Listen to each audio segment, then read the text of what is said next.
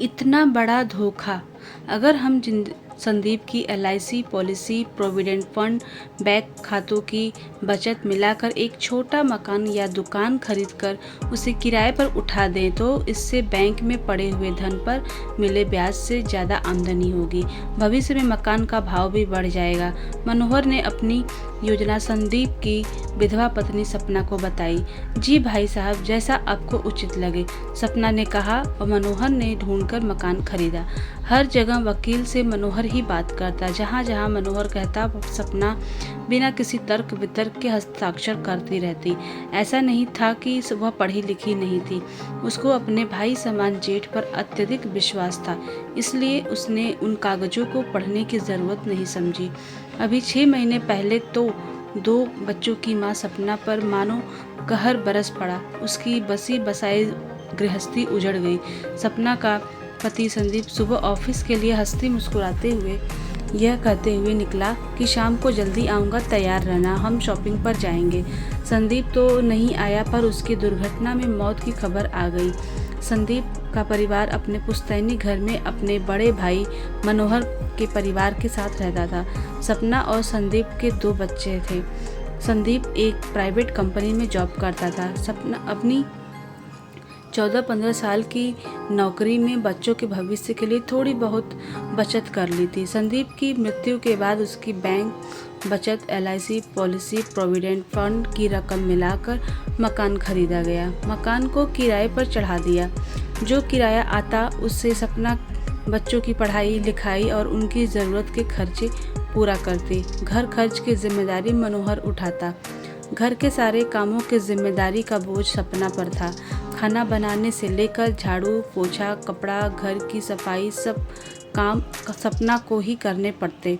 इसके बदले 2 वक्त की रोटी उसे और उसके बच्चों को मिलती। जेठानी कनक तो घर की सभी जिम्मेदारियों को एक एक करके सपना के कंधों पर डाल मुक्ति पाली। जो एक घर में काम वाली थी उसे भी हटा दिया गया। घर सपना के स्वर्गीय ससुर जी का था, जिस पर दोनों भाइयों का बराबर का हक था। ऐसे ही समय गुजरने लगा। मनोहर के बेटा बेटी दोनों की शादी हो गई। 7 साल तक तो सपना को पता ही नहीं चला कि मकान किसके नाम है। सपना ने 7 वर्ष बाद बच्चों की उच्च शिक्षा के लिए मकान बेचने का फैसला किया। उसे अपने बच्चों का भविष्य संवारना था। भैया, बच्चों को आगे पढ़ाने के लिए पैसों की ज़रूरत होगी, इसके लिए मैं मकान बेचना चाहती हूँ, सपना ने मनोहर से कहा। इसके बाद मनोहर ने जो कहा उसके बाद सपना के पैरों तले ज़मीन खिसक गई। मकान मैंने अपने नाम लिखवाया है।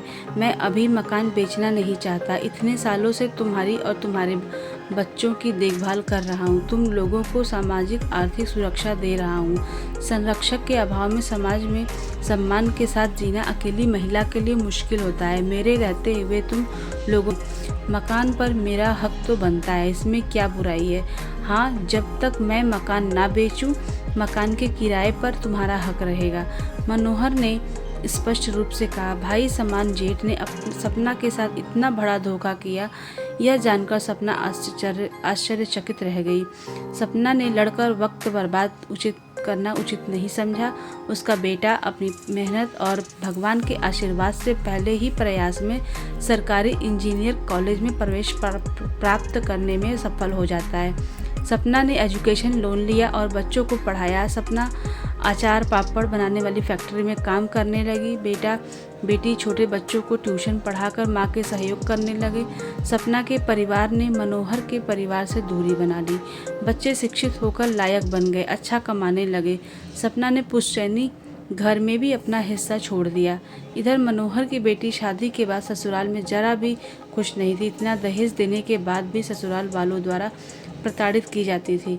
मनोहर के बेटा बहू भी आपस में निभा नहीं पाए और तलाक हो गया। मनोहर की पत्नी बेटे और बेटी का दुख बर्दाश्त नहीं कर पाई और स्वर्ग सिधार गई। मनोहर पैरालिसिस का मरीज होकर बिस्तर पकड़ लिया। आज सपना जिंदगी जितनी सुखी है उतना ही कष्टमय मनोहर का जीवन व्यतीत हो रहा है। बेटा बेटी दोनों अपने वैवाहिक जीवन के दुखद अंत से तनाव में थे। अपने पिता की शारीरिक समस्याओं को समझने का उनके पास वक्त ही नहीं था। जिन बच्चों के लिए उसने छल कपट किया, अपने छोटे भाई का सब कुछ हड़प लिया, वही बच्चे अब उसे नहीं पूछते।